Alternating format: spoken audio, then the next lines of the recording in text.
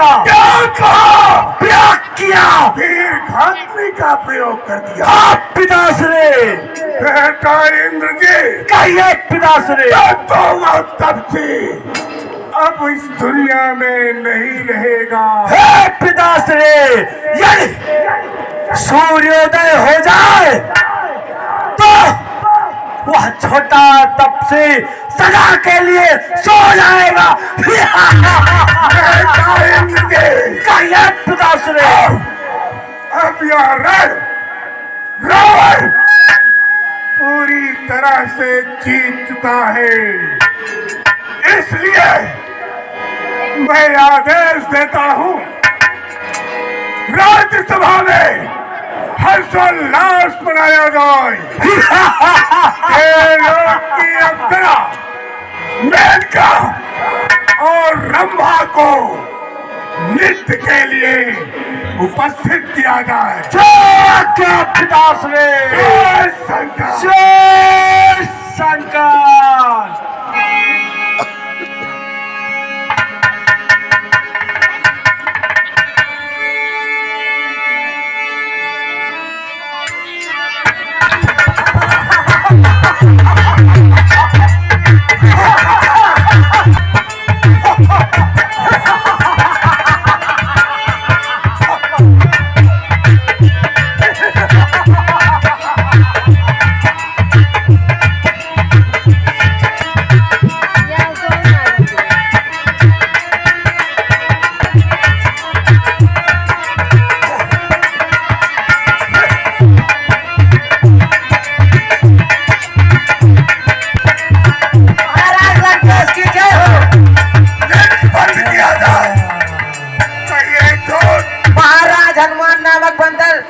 संजीवन beauty लाने जा रहा है। क्या कहा?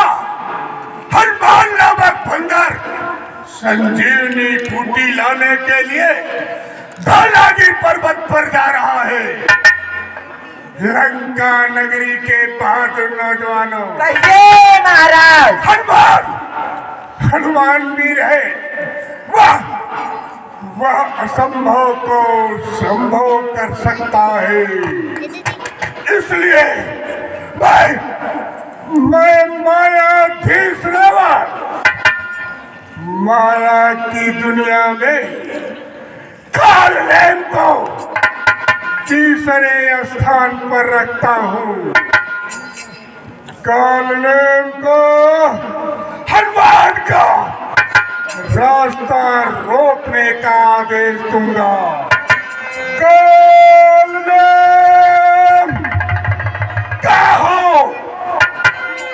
राज दरबार में आ जाओ। लंकेश के चरणों में देवी का प्रणाम स्वीकार हो। हे लंकानाथ, मुझे किस लिए याद किया गया? बोलो बोलो लंकेश, अतिशीघ्र बोलो। मेरे पुत्र इंद्रजीत ने छोटे तपसी के ऊपर वीरघातनी का प्रयोग किया और वह तपसी मूर्छित होकर युद्ध भूमि में गिर गया है। सुखेन वैद के बताए जाने के अनुसार हनुमान नामक मरकट संजीवनी बूटी लेने के लिए धौलागिरी पर्वत पर जा रहा है। मेरा आदेश है, तुम जाओ और हनुमान का रास्ता रोको, जिससे वह सुबह तक रामादल में ना आ सके। क्योंकि तपसी बच्चे के लिए काल बनकर आएगी। इसलिए मेरे आदेश का पालन करो और वह हनुमान समय से जड़ी बूटी लेकर रामादल में ना पहुंच सके।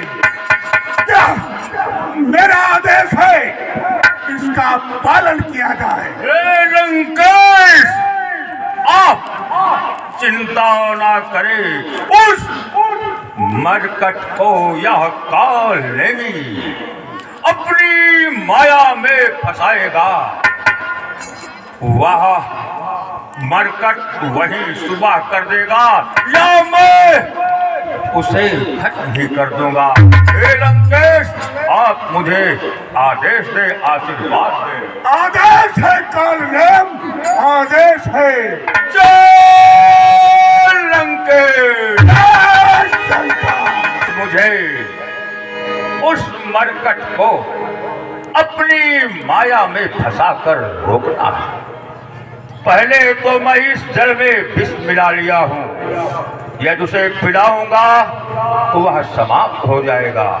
यदि इससे भी बचा तो मैं उसका वध कर दूंगा। हरे राम सिया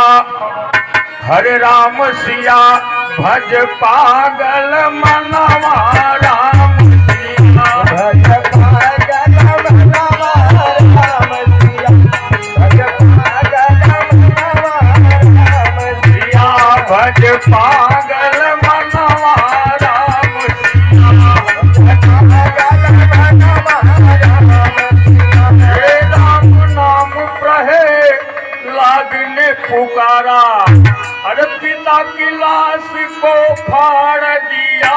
भज पागल मनवा राम सिया, भज पागल मनवा राम सिया, भज पागल मनवा राम सिया।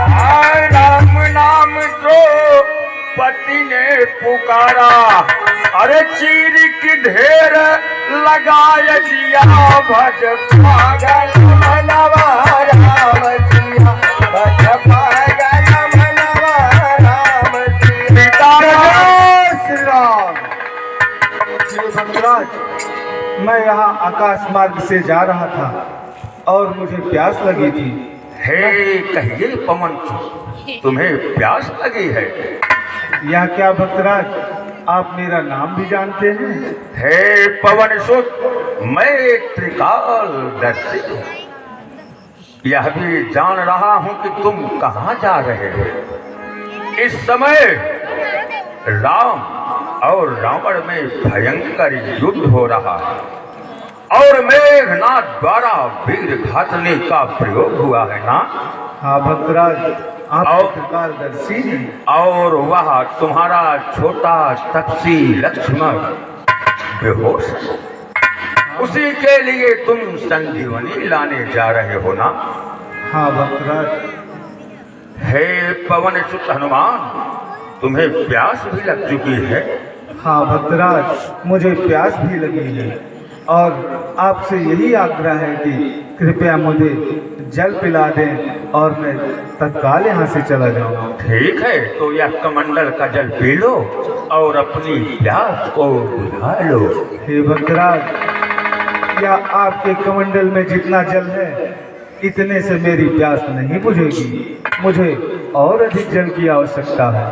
हे पवन सुत, तो पीछे सरोवर है, कुंड, उसमें चले जाओ, अपनी प्यास बुझाओ। उसके बाद मेरे पास आना, मैं तुम्हें गुरु मंत्र दूंगा, ठीक है शिक्षा भक्तराज। दीक्षा दूंगा।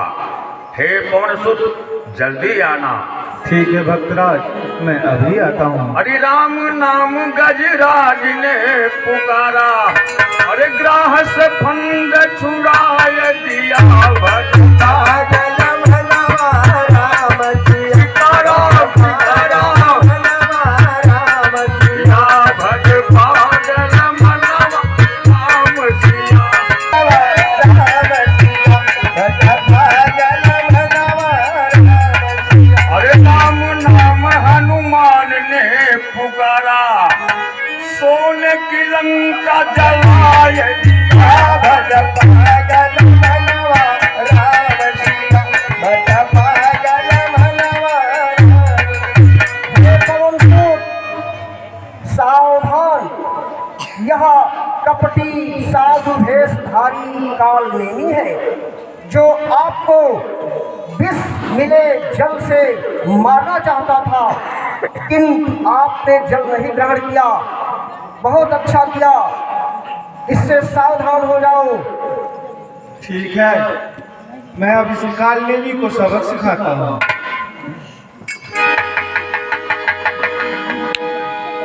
कहिए पवन सुत जल पी लिए? हाँ, मैंने जल पी लिया। तुम्हारी प्यास बुझ गई? अत्यंत बुझ गई। तो हे पवन सुत बैठो, यहीं पर बैठो, मैं तुम्हें गुरु मंत्र दे दूं। हे भक्तराज, मैं पहले तुम्हें गुरु दक्षिणा देना चाहता हूँ। अरे संसार में भला ऐसे कहाँ हुआ है जो पहले गुरु दक्षिणा दी जाए? पहले गुरु मंत्र ले लो, उपदेश की बातें सुन लो, ज्ञान की बातें सुन लो, तत्पश्चात गुरु दक्षिणा दे देना। नहीं नहीं, मैं पहले तुम्हें गुरु दक्षिणा ही दूंगा। नहीं पवन सुत। ए दुष्ट कालने में, मैं तुझे पहचान गया हूँ और अब तुम्हें सीधा स्वर्ग पहुँचाता हूँ। अगर पहचान ही गए हो तो युद्ध के लिए सावधान। सावधान।